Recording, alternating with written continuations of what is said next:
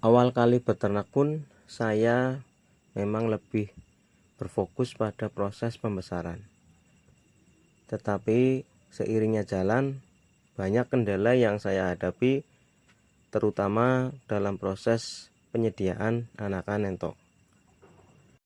Masalah ini yang kemudian saya harus selesaikan dengan cara menyediakan indukan-indukan yang nantinya akan memberikan anakan entok untuk mengisi di kandang saya sendiri. Dulu waktu tahun 2014 pertama kali saya berkecimpung di dunia peternakan entok, saya lebih cenderung dalam proses pembesaran itu memilih untuk membeli anakan entok dari para peternak. Saya berpikir dengan cara membeli anakan entok dari peternak akan menyingkat waktu dalam proses pembesaran anakan entok. Jadi lebih fokusnya saya hanya membesarkan anakan-anakan entok yang saya beli dari peternak. Tetapi hal inilah yang nyatanya menjadikan banyak kerugian yang saya alami ketika saya terfokus satu titik untuk menyelesaikan masalah yang ada di kandang. Kerugian pertama jelas yaitu pada waktu, karena proses pembelian pastinya kita harus mengecek ke kandang peternak langsung agar lebih meyakinkan kondisi anakan entok yang nantinya akan dibesarkan di kandang. Ketersediaan anakan entok di para peternak itu juga menjadi salah satu kerugian yang saya alami, karena terkadang apa yang mereka jual itu tidak secara transparan dibicarakan bahwa kondisi anakan entok itu tidak sehat, yang akhirnya jika kita dipelihara di kandang itu pastinya akan mati satu persatu dan biasanya akan menular kepada anakan entok yang lainnya.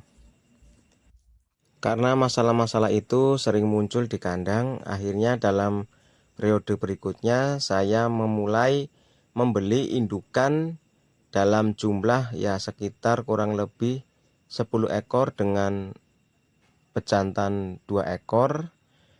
Itu untuk memenuhi kebutuhan saya dalam proses pembesaran, sehingga lebih terjamin kualitas anakan-anakan entoknya ketimbang kita harus membeli dari peternak lain.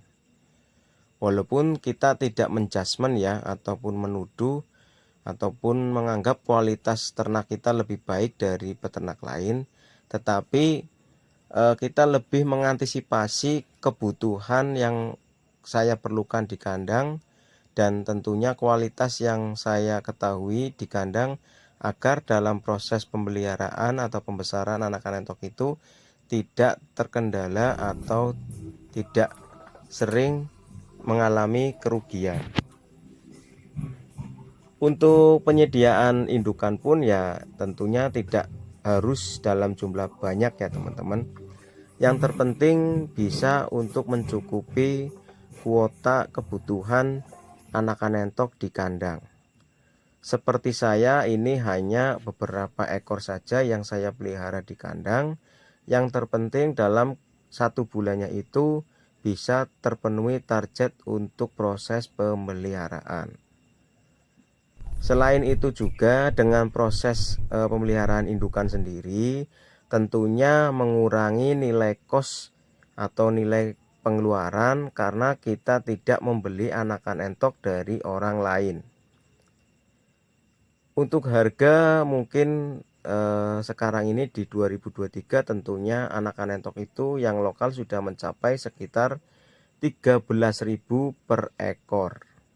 Bayangkan saja jika kita ketergantungan sama peternak-peternak lain, tentunya kita akan mengeluarkan kos atau biaya yang lebih untuk membeli anakan-anakan entok. Itu di luar dari biaya pakan ya teman-teman.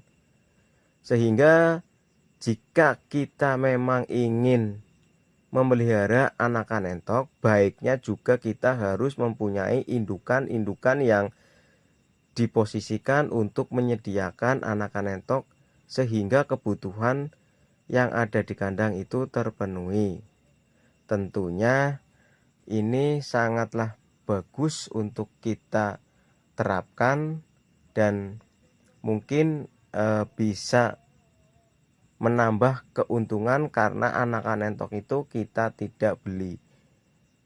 Ya, jika pun beli ya tentunya kapasitasnya hanya kecil karena biasanya hanya untuk menambah target dalam proses pemeliharaan.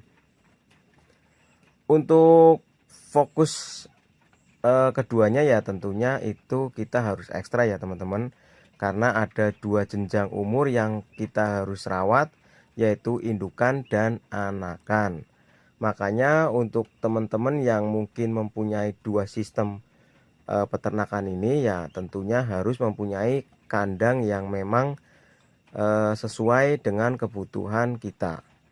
Jadi kalau dalam proses pemeliharaan anakan entok itu kita campur dengan indukan, ya tentunya akan menjadi satu kerugian yang nantinya mengakibatkan anakan entok itu mati karena biasanya kalah makan atau dalam proses keseharian itu dikejar-kejar indukan-indukan yang lebih besar. Makanya dalam proses pemeliharaan pembesaran tentunya harus mempunyai kandang tersendiri.